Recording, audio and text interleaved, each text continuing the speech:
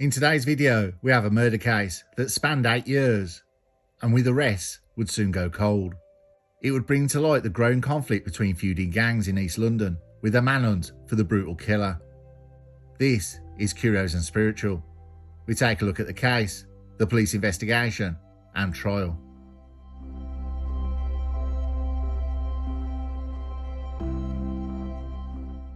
On a Sunday afternoon in Custom House, Newham, East London, 2nd of April 2017, an ordinary errand turned into carnage. At approximately 3:20 p.m, 21-year-old Ahmed Deen-Jah left his home to walk a few steps to the nearby convenience store, BJ Wines on Freemasons Road. Lives were about to collide in a way no one could have foreseen. Ahmed was no criminal mastermind.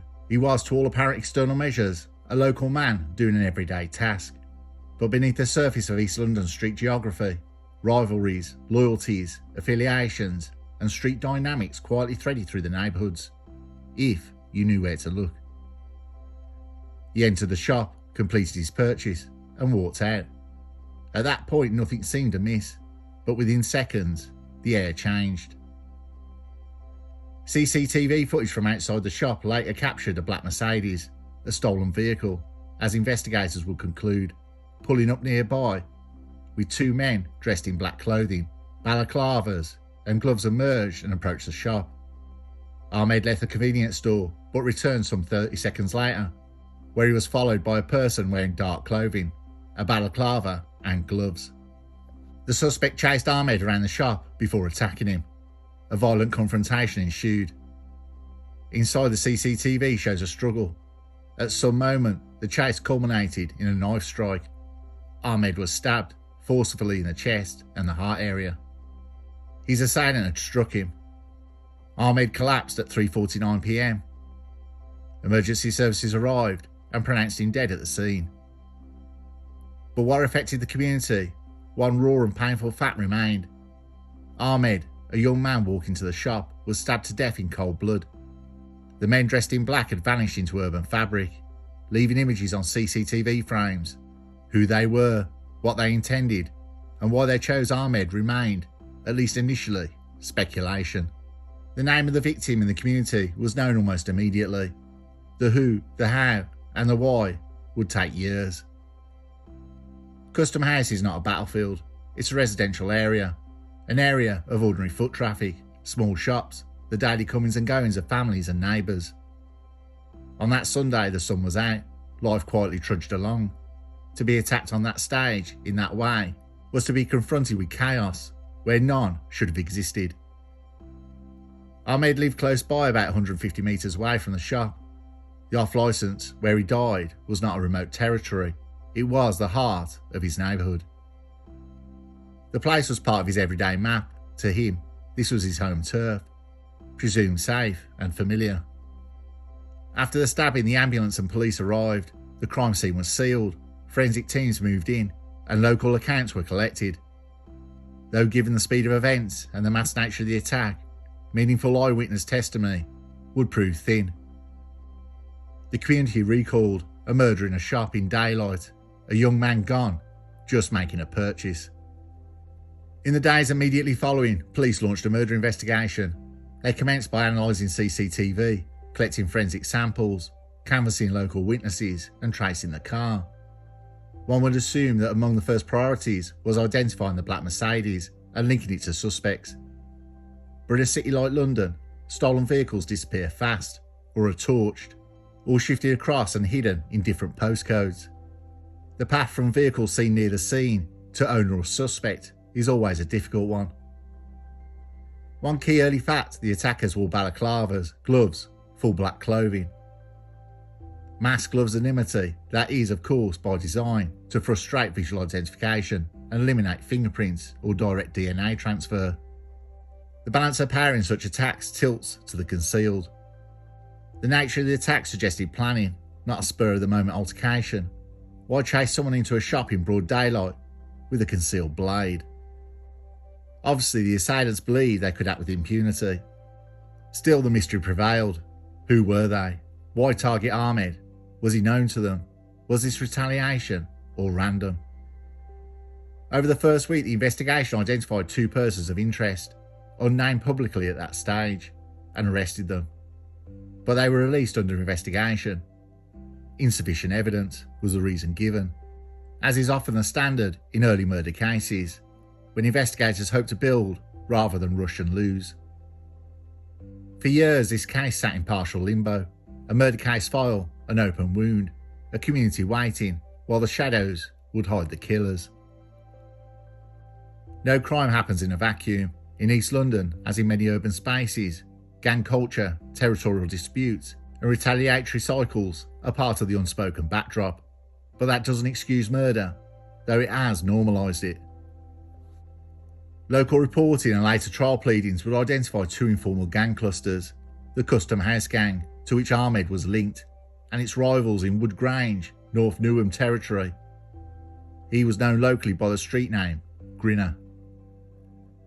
The lines are never neat, but police and prosecutors argued that the attack was part of a pattern of tit-for-tat ride-outs, where groups drive into rival areas seeking targets for retaliation. The idea is cold: send out vehicles, drive into enemy turf, find a target, any perceived rival, and act. In that logic, even non-affiliated persons become vulnerable in contested zones. In fact, in the trial, the prosecution said that Ahmed, while linked to his local gang, was not personally known by the attackers and had never met them. 10 days before the murder, one of the eventual defendants, whose identity was not publicly confirmed at the time, released a video titled Armed and Ready. In it, he boasted no face, no case, no EVI, meaning evidence. Those lyrics would later come back to haunt, a mixture of bravado and blueprint. After the killing, the black Mercedes used in the attack disappeared from the scene. Later, investigators found a burnt-out car in Epping Forest. The assumption? The vehicle had been torched to destroy evidence, DNA, fibres, trace material, in a bid to sever any physical trail. That method is common in gang-style murders: destroy the instrument to undermine the prosecution. But that too invites scrutiny. Why torch it unless it carried something incriminating? As months turned into years, the case grew colder. Meanwhile, for Ahmed's family, life paused. There was no closure, only absence. For the community, the spectre of that Sunday afternoon lingered. The idea that someone could be stabbed to death in broad daylight while walking to a shop, and the killers vanished unpunished, was disturbing. But even more shocking and disturbing, 4 years after Ahmed Jah was murdered, his brother Junior Jah was attacked by Awad Salah and Rio Burton Devine as he walked across Coolfin Road in Newham. Salah and Burton Devine, driving a stolen Land Rover Discovery, had set out on a ride-out, looking for anyone they believed might be linked to rival gangs. A shot was fired from within the vehicle, hitting Junior Jah in the chest as he was walking, causing him to fall backwards and onto the pavement. CCTV showed that Salah got out the vehicle and stabbed Junior Jah twice using a large knife. Awad Salah and Rio Burton Devine, both aged 25 from East London, were found guilty of murder. Awad Salah got 36 years, and Rio Burton Devine must serve a minimum of 31 years. The father of Jah, who lost both his 2 sons, said of Junior, "His life was cut short by a horrific and brutal act of savagery. I have to live with the fact that my son's final moments were in abject fear and pain." He said the defendants were a blight to society and a danger to the community, and that they should be ashamed of themselves. And so, for 8 years, the murder of Ahmed Deen-Jah remained unsolved, a murder without justice, a young life extinguished, and a mystery yet to be solved.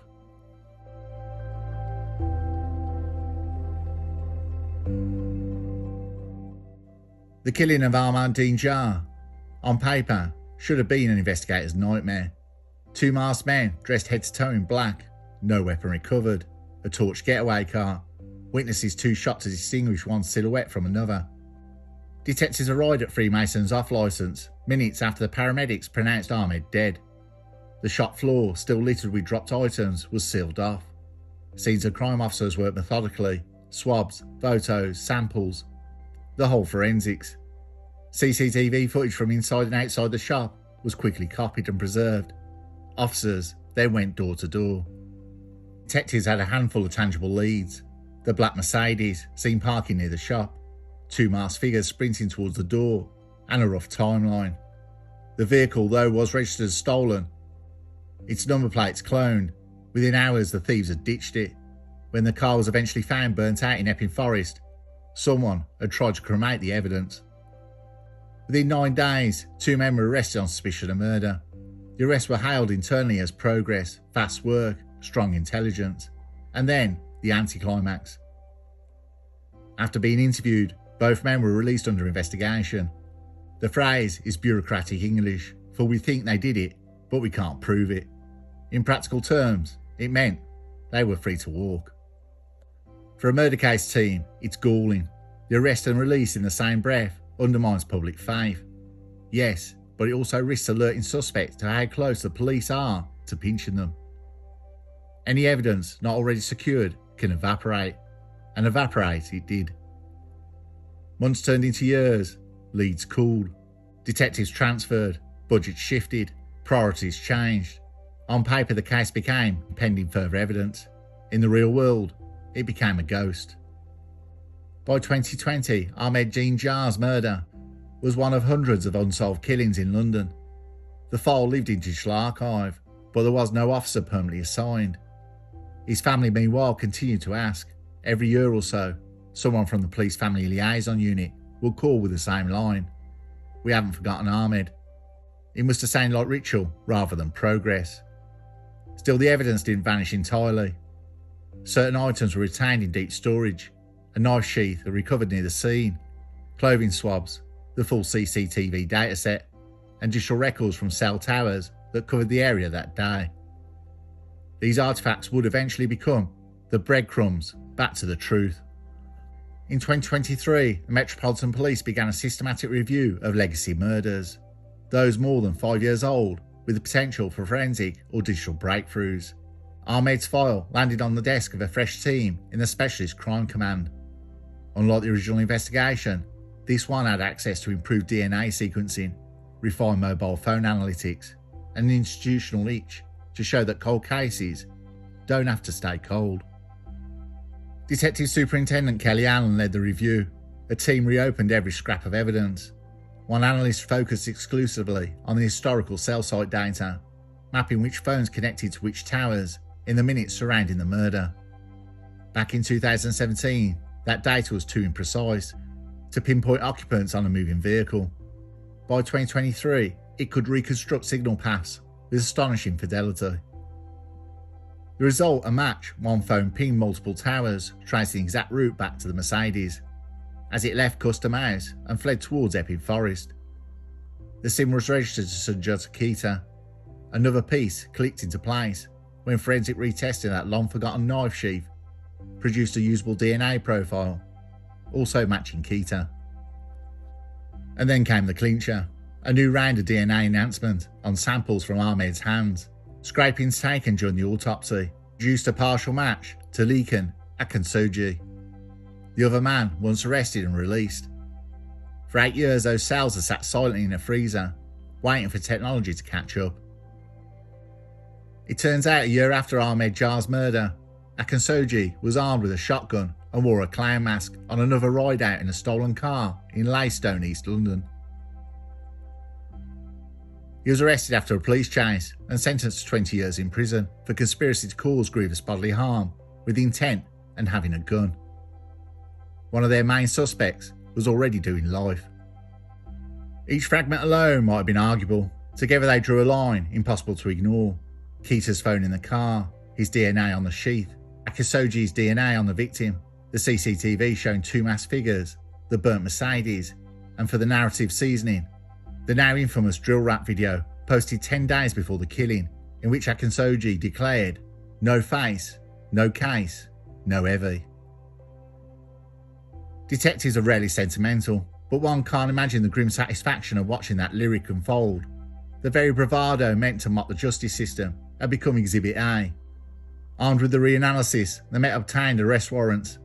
On the 25th of October 2023, officers from Specialist Crime moved in, detaining Keita at an address in East London. After interviews with both suspects, Both were charged with Ahmed Deen-Jah's murder and remanded. 8 years after the crime, the file finally had enough weight to reach a courtroom. The 8-year lag wasn't just bureaucratic sloth, it reflected the twin challenges of urban policing. In 2017, forensic science could only do so much with partial DNA or degraded phone data. By 2023, those same traces had become gold mines. It also exposed an irony that detectives know too well. Killers often trust time more than cunning. Burn a car, wear a mask, wait for the headlines to fade. Yet time is fickle, techniques evolve, databases expand. One day a phone log or a microscopic cell wakes up and points straight back, right at you. The reopened investigation concluded in early 2024 with a handover to the Crown Prosecution Service, which approved charges of murder against both men. By the time the case of Akinsoji and Keita reached the Old Bailey, 8 years had passed since the killing of Ahmed Deen-Jah. 8 years is a long time to hold your breath, long enough for technology to change, detectives to retire, and street reputations to curdle into folklore. But justice, it turned out, had a bit of stamina left.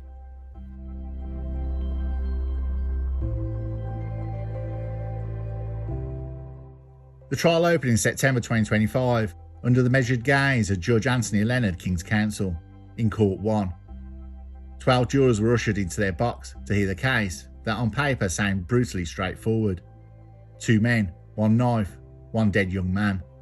Yet beneath the simplicity lay the forensic archaeology of an 8-year-old investigation. The prosecution built its argument. First, the CCTV footage, grainy, partial, but devastating. The jury watched as a masked figure followed Ahmed into BJ Wines. The chase, the frantic motion, the sudden collapse. The moment of fatal blow was partially obscured by shells, but the pursuit was undeniable. Next came the forensic evidence, the stuff jurors tend to find both thrilling and terrifying. A forensic scientist explained how years after the murder, new DNA amplification methods had extracted a partial profile from skin cells beneath Ahmed's fingernails. That profile matched Akinsoji's to a probability of 1 in a billion, as the scientist coolly put it. Then came the knife sheath retrieved near the scene back in 2017.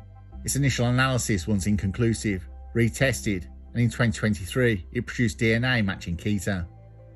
The sheath, prosecutors said, had likely fallen during the attack, proof that Keita wasn't merely along for the ride, but was physically armed.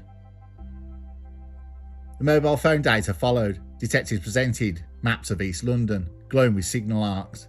Keita's phone, they showed, had moved along the same route as the getaway Mercedes, connecting to cell masts from Customs House to Epping Forest within minutes of the murder. It was quite literally a trail of invisible breadcrumbs. And then, as if to underline motive or irony, came the drill rap evidence. 10 days before the murder, Akinsoji stared into a video boasting, "No face, no case, no Evie," to a jury. The line sounded less like swagger and more like a prophecy gone wrong. The prosecution described it as an unintentional confession of intent, the fantasy of impunity that the murder itself attempted to enact. Defence counsel did what they could. They suggested that DNA could have been transferred indirectly, that the sheath might have been planted or contaminated, that phone data could show proximity but not participation. They reminded jurors that the men in the CCTV were masked. Nobody could point at the screen and swear, "That's them." After several weeks of testimony, the judge gave the summing up. Meticulous, patient, translating the dense web of science and gang context into plain English. Then the jury retired. Deliberation stretched over 2 days. When they returned, the atmosphere tightened. The clerk asked for the verdicts. On the count of murder against Lekan Akinsoji, he was found guilty. On the count of murder against Sundjata Keita, he was found guilty. The verdicts were by a majority of 10-2, not unanimous, but decisive enough the defendants showed little outward reaction. For Ahmed's family, his father later said he was overwhelmed with relief, thanking detectives who never stopped working. For police, it was validation, proof that persistence and technology could outlast bravado. Judge Leonard King Counsel remanded both men into custody, setting the 24th October 2025 sentencing. When the sentencing day arrived, the Old Bailey filled again. Judge Leonard King Counsel took his time. Murder, he reminded everyone, carries one sentence in English law: life imprisonment. The question is, how long life must mean before the possibility of parole. For Akinsoji, the judge considered aggravating factors: his prior conviction for firearms and gang violence, the premeditation involved, and the callous public glorification of weapon use in his music. You sang about impunity, Leonard told him, and then you acted upon it. You were wrong on both counts. He imposed a life sentence with a minimum term of 28 years to be added to his 20-year sentence. For Keita, whose record was less extensive, but whose involvement was equally lethal, the judge set a life sentence with a minimum term of 22 years. Both men were led to the cells. In a statement afterward, Detective Superintendent Kelly Allen called the result a testament to persistence. She added, "There's no such thing as no case when you take a life." The soundbite landed in the headlines: poetic justice compressed into 12 words.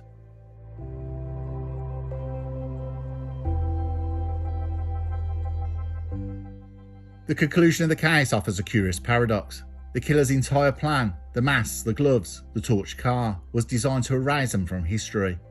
Instead, those very measures became a skeleton of the evidence that convicted them. Because when you destroy evidence, you leave behind the intention to hide it. And intention is often the most incriminating of all. The 8-year delay exposes the friction between crime and science. In 2017, the evidence was weak. By 2023, science had advanced enough to unpick it. Justice lagged behind technology, but caught up eventually, like a hunter with a longer stride. But to me, the case leaves a quieter question humming beneath the headlines. Why do young men still feel compelled to wage these small urban wars? What phantom honour is defended by a knife thrust in daylight? The judge said that society must be protected from men who kill. Yet the broader culture, the music, the bravado, the nihilism remains beyond any reach of the court. What was the lyrics in the rap video? No face, no case, no Evie. Transform now into the opposite, because in the end there was a face, and there was a case, and there was justice. However related, it got there in the end.